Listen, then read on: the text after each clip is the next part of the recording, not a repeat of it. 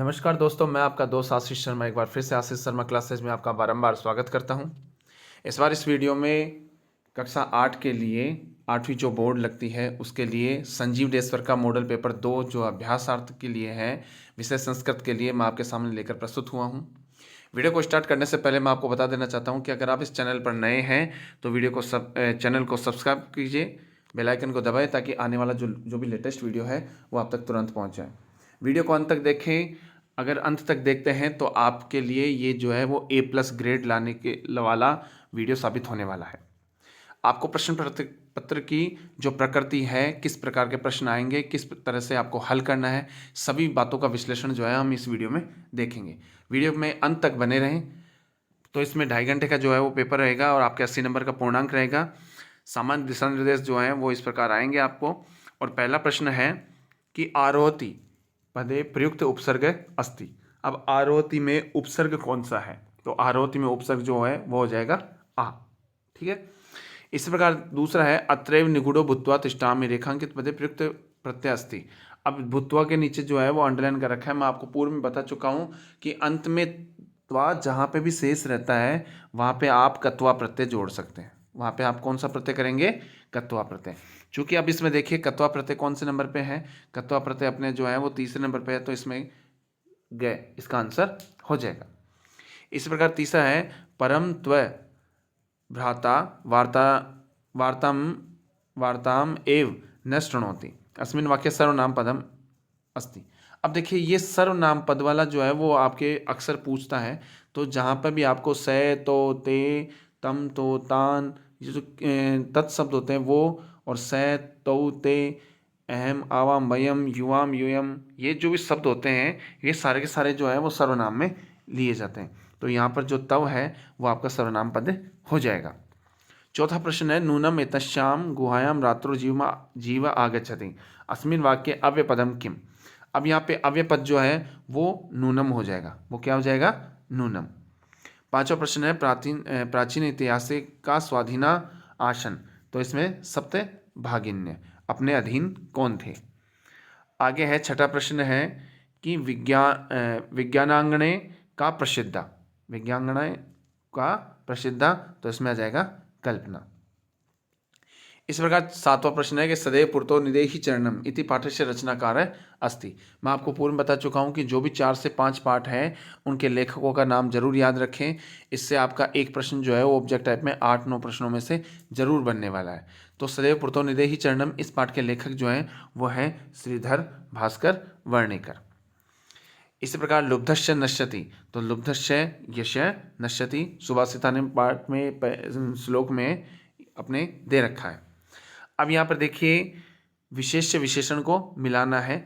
तो यहाँ पर देखिए हमने मिलाया है, जैसे कश्चित है तो कश्चित को शांतिम से मिलाया है, स्वच्छानी को मिलाया है हमने ग्रहाणी से, पीहिते को मिलाया हमने अवकर कंडोले से, और महति को मिलाया है शती से। आगे हम देखते हैं 10वां प्रश्न। 10वां प्रश्न है कि आपको रिक्त स्थान उचित क्रियापदानि मंजूषा चित्वा रिक्त स्थानी पूर्यत है। ये 2 नंबर का प्रश्न आपके आएगा। इसमें 4 जो है वो मंजूषा में शब्द देगा और उसमें आपको जो है वो इनमें से छांट कर आपको लिखना होता है। ध्यान रखिएगा, मैं यहाँ पर आपको इन खाली स्थानों में आपको दर्शाया है। आपको वहाँ बोर्ड परीक्षा में यहाँ पर लिखना है, जैसे कै वयम शिक्षिता अपि अशिक्षिता इव आचराम, उसके नीचे फिर अंडरलाइन कर देना है। ठीक है, इस प्रकार आपको यहाँ पर लिखना है। तो इसमें पहले में आ जाएगा आचराम, वयम शिक्षिता अपि अशिक्षिता इव आचराम। दूसरा है राष्ट्रीय अनुरिक्तम विदेहि, राष्ट्रीय अनुरिक्तम विदेहि। तीसरा है अस्माकम देशे सप्त केंद्र शासित प्रदेशा सन्ति। और चौथे में जो अंतिम बच गया है वो यहाँ पर अपन करोसी कर देंगे, तुम अपि सायं प्रातः देवी स्तुति करोसी। ठीक है, ध्यान रखिएगा, मैं फिर से बोल रहा हूँ, यहाँ पर आप लोगों को 1 नंबर लगाना है। जैसे कै लगाया और कै लगा करके जो ये वाला वाक्य है वो यहाँ पर उतारना है। इसी प्रकार ख लगाना है, ख लगा करके दूसरा वाला वाक्य है वो यहाँ पर उतारना है।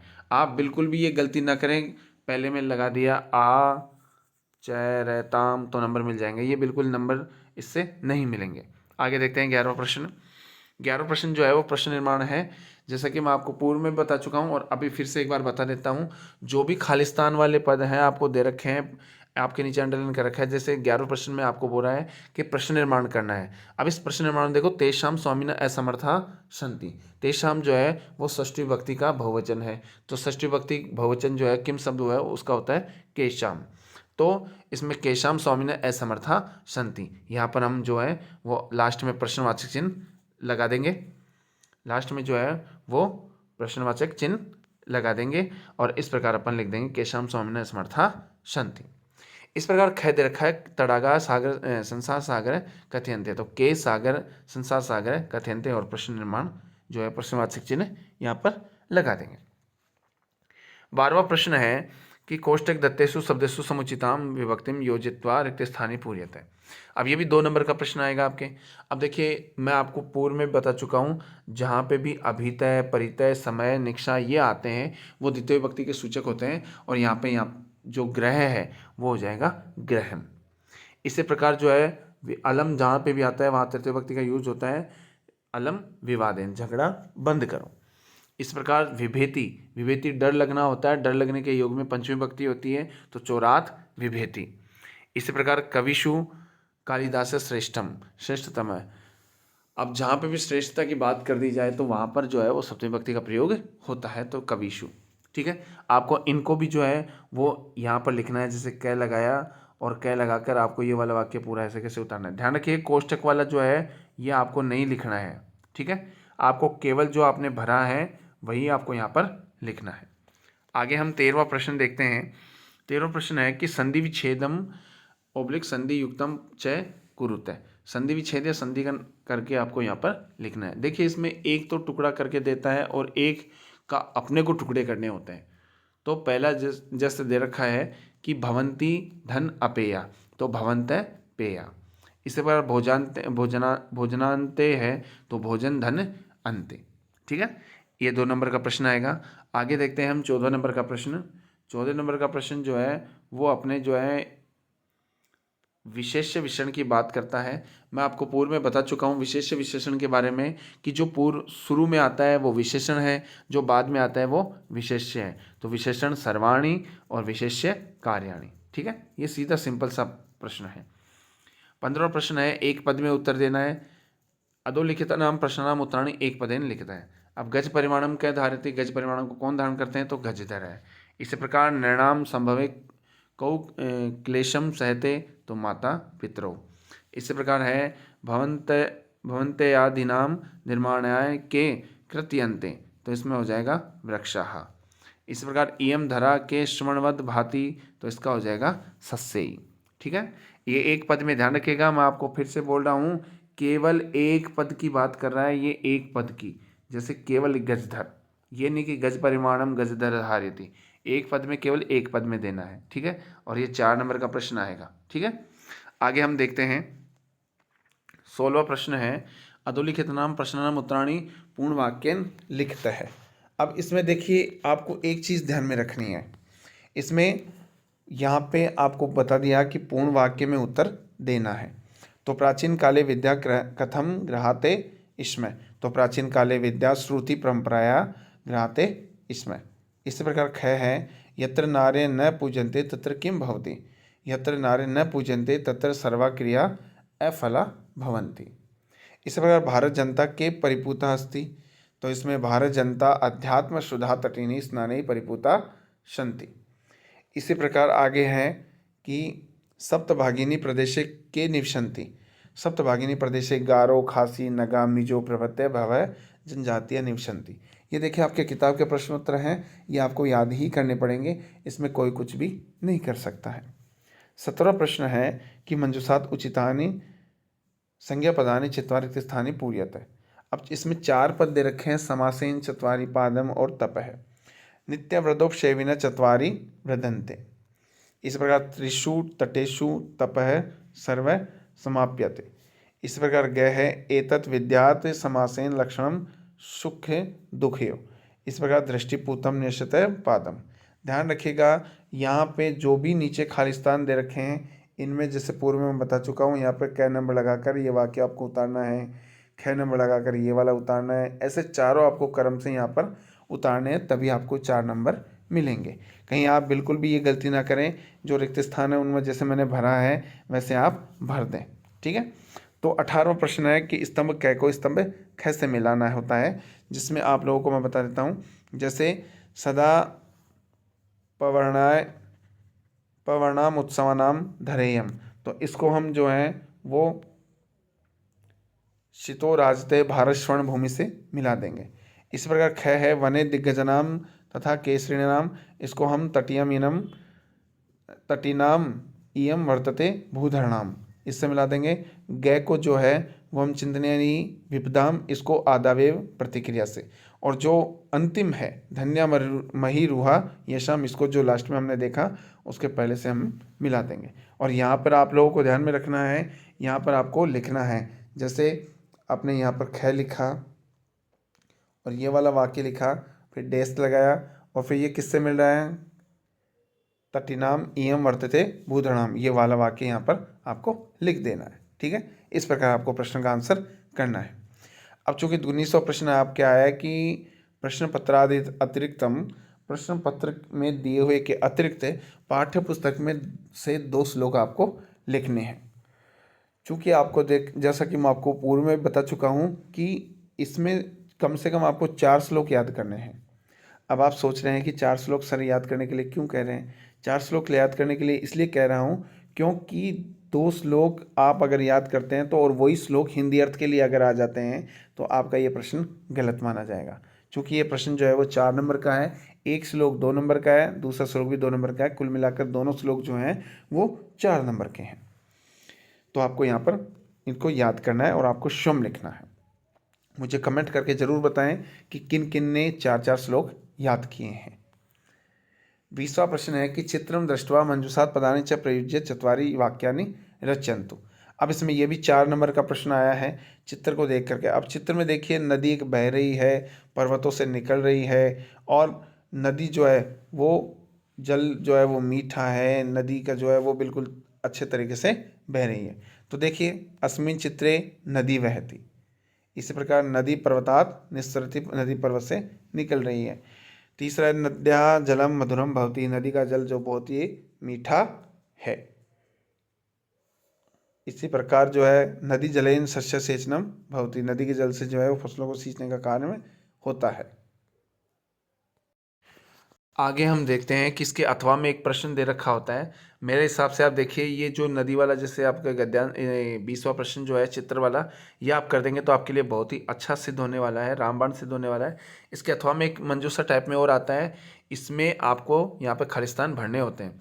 तो देखिए एकस्मिन वने एक वृद्ध है, मैंने नंबर लगा दिए, मैंने भरे नहीं है, आपको भरना है वहाँ पे और आपको लिखना है। ध्यान रखिएगा, आपको लिखने के लिए कहेगा तो पूरा आपको पैराग्राफ वहाँ पर लिखना पड़ेगा, और इस पैराग्राफ में जहाँ जहाँ मैंने नंबर लगाए हैं उन नंबरों को आपको भरना होगा। ठीक है। देखते हैं। एकस्मिन वने एक वृद्ध व्याघ्र आसीर, एक वन में एक बार क्या है, बुढ़ा जो है वो शिकारी था।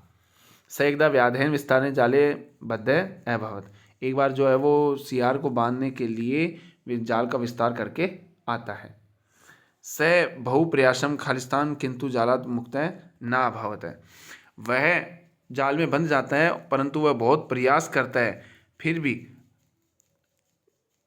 अक्षमात किंतु जालात मुक्त न भवत है, परंतु फिर भी वो जो है वो इतना प्रयास करने के बाद वो जाल से मुक्त नहीं होता है। इसी प्रकार अक्षमात तत्र एक मूष के समागच्छत है, इसी प्रकार अचानक एक वहाँ पर चूहा आता है, बद्धम व्याघ्र, और बंधे हुए या पिंजरे में बंधे हुए सियार को देख करके, सियार को दृष्टवा देख करके स तम अवदत, वह उसको पूछता है, अहो अरे भगवान जाले बद्ध, अरे आप तो जाल में बंधे हुए हो, अहम त्वाम मोची तुम इच्छा में, मैं तुम्हें छुड़ाने के लिए इच्छा रखता हूँ या छुड़ाना चाहता हूँ। तत्श्रुत्वा व्याघ्र, यह सुन करके जो सियार है वह जो है वो बहुत ही साठाशम अवदत, अट्ठास पूर्वक मजाक उड़ाता हुआ कहता है, अरे तुम क्षुद्र जीव मम सहायम करिष्यसि, तुम छोटा जीव मेरी क्या सहायता करेगा। यदि त्वं माम मोचिष्यसि, यदि तुम मुझे वास्तव में मुक्त करवाना चाहते हो, तर्हि अहम त्वाम न हनिष्यामि, तो मैं तुम्हें कभी भी नहीं मारूंगा। मूसक खालिस्तान, मूसक जो है स्वकीय लघुदंत ही अपने छोटे छोटे दांतों के माध्यम से तज्जलान उस जाल को कर्तनम कृत्वा काट करके तम व्याघ्रम बहिर कृत्वाना उसको बाहर निकाल देता है। तो देखिए इसमें थोड़ा सा मेहनत करनी पड़ेगी। इसके बजाय आप जो है ऊपर वाला जो है वो चित्र वाला है प्रश्न आप हल करेंगे तो आपके लिए बहुत ही बेहतर होगा। आगे हम देखते हैं प्रश्न संख्या 21। इस प्रश्न संख्या 21 में भी आपको जो है कथा घटनाक्रम संयोजन का जो है वो आपको लिखना होता है। मैंने यहाँ पर नंबर लगाए हैं। देखिए पहले नंबर पे जो है वो आपके जो आने वाला है वो है ग्रहे प्रचंडो उष्मा पीड़ितानि मित्राणि एकम कृत्वा ग्रहात बहिर्गच्छन्ति। दूसरे नंबर पे हमने यहाँ पे लिया है वृक्षाणाम नियंत्रण कृतनेन ऊष्मा वर्धने च दुखिता बाला नदी तीरम गंतुम प्रवृत्ता भवन्ति। इसी प्रकार तीसरे नंबर पे लिया है मार्गे यत्र तत्र विकीर्ण अवकरम दृष्ट्वा पर्यावरण विषय चिंतिता बाला परस्परम विचार्यते। इसी प्रकार चौथे पे जो ऊपर नंबर का क है वो लिया है हमने उपरीतय अवकरम शेप्तुम उद्यता रोजलिन बाला प्रबोध्यन्ति। इस प्रकार पाँचवें पे लिया है हमने जो अंतिम 6 नंबर का है। देखिए लास्ट सेकंड लास्ट जो है बाले सह रोजलिन अपि मार्गे विकीर्णम अवकरम यथा स्थानम प्रक्षिप्तति। इसी प्रकार हमने 6 नंबर का लिया है। देखो अणखाली वाला साग फलानाम आवरणे सह प्लास्टिक च्युतमपि खादन्ति धेनुम बालका कदली फलानी भोज्यन्ति। 7वें पे हमने लिया है ख खरगोश वाला प्लास्टिकश्च विविध पक्षान विचारितुं पर्यावरण संरक्षणेन पशून्य दीनाम रक्षितुं बाला कृतनिश्चा भवन्ति। और अंतिम जो बच गया अंते बाला जल विहारम कृत्वा प्रसिद्धन्ति, ये 8वें पे लिया है।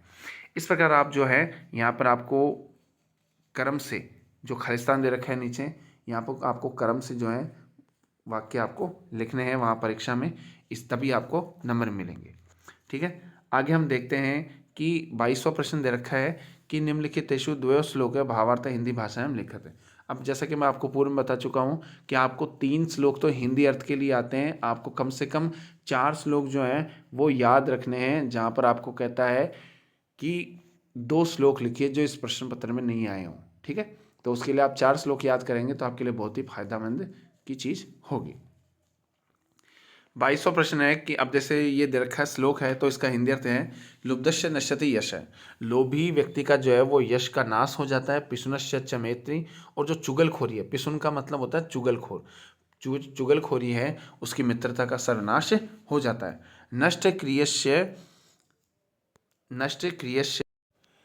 नष्ट क्रियस्य कुलम अर्थ परस्य धर्म।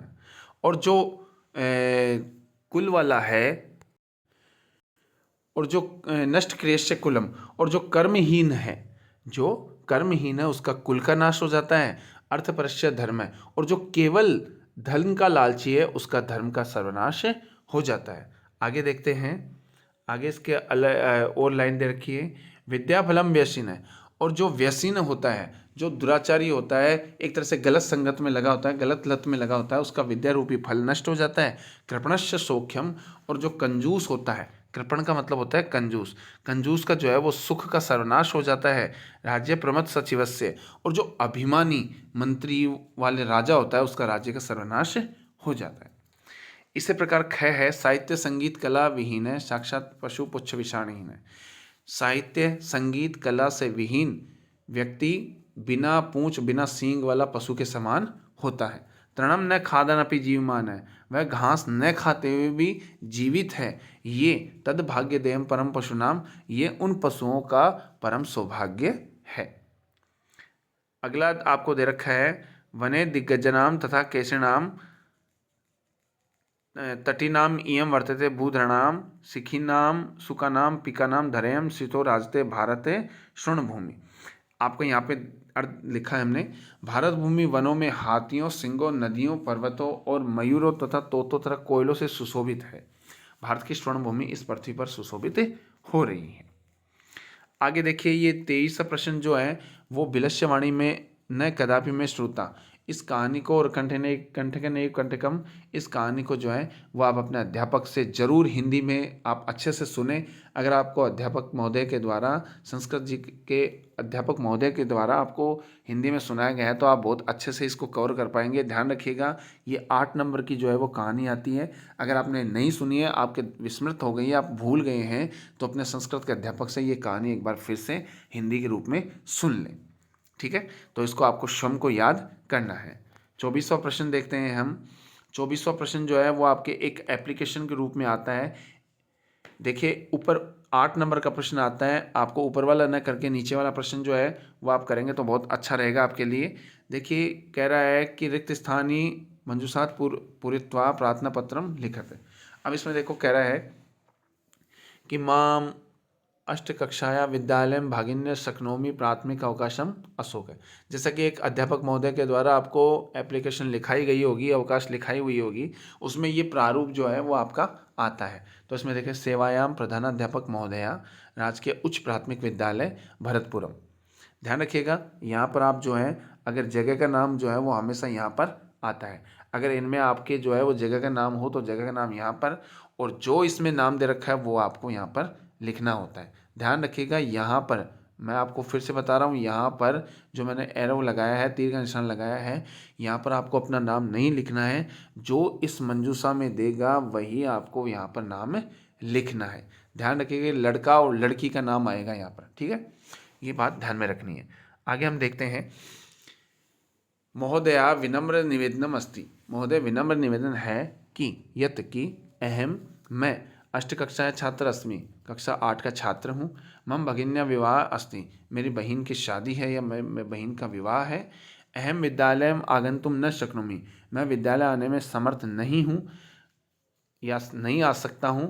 अतः दिन त्रयस्य अवकाशम स्वीकृत्य माम अनुग्रहन्तु, मुझे मेरी जो है वो 3 दिन के अवकाश स्वीकृत करके मुझे अनुग्रहित करें।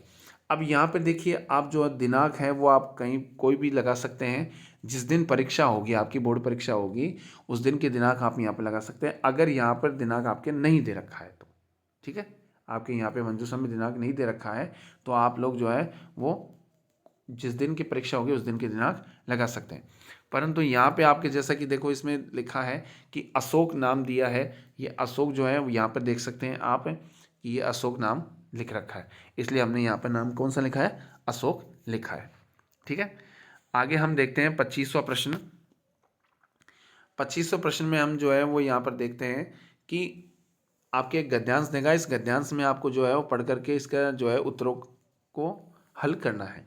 अब इसमें देखिए, आपको कुछ भी समझ में नहीं आ रहा है, कोई दिक्कत नहीं, आपको कोई नहीं कह रहा कि इस गद्यांश का आप अर्थ बनाइए। ठीक है, इस गद्यांश का अर्थ बनाने की कोई आवश्यकता नहीं है। सबसे पहली बात तो ये है कि इस गद्यांश में सबसे महत्वपूर्ण बात आपको ये देखनी है कि इसमें किस पाठ के बारे में बताया गया है, अपने पाठ का कौन सा जो चैप्टर है, जिस चैप्टर में इसको लिया गया है। तो देखिए, इसमें गजधर के बारे में, वास्तुकार के बारे में बता रहा है, तो यहाँ पर इसका गद्यांश का उचित शीर्षक जो है वो हो जाएगा वास्तुकारा गजधरा। ठीक है, इसी प्रकार दूसरा प्रश्न है वास्तुकारा के आसन।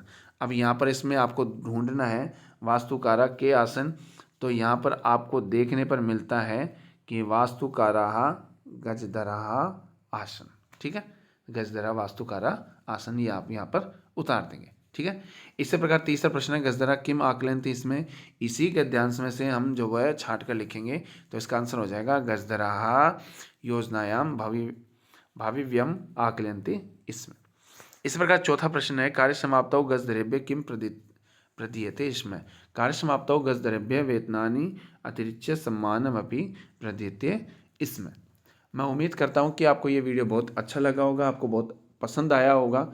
आप हमें कमेंट करके बताइए कि आपको ये वीडियो कैसा लगा है, और अगर आपको अच्छा लगा है तो अपने मित्रों से शेयर कीजिए, लाइक कीजिए, कमेंट कीजिए, हमें बताइए, और चैनल को सब्सक्राइब जरूर कीजिए, बेल आइकन को दबाइए ताकि आने वाला जो भी लेटेस्ट वीडियो है वो आप तक तुरंत पहुंच जाए। वीडियो को अंत तक देखें। हम अगले वीडियो में फिर से आपसे मॉडल नंबर 3 जो है संजीव डेश्वर का कक्षा 8 के लिए संस्कृत का लेकर हाजिर होंगे। तब तक के लिए मैं इजाज़त दीजिए। जय हिंद, जय भारत।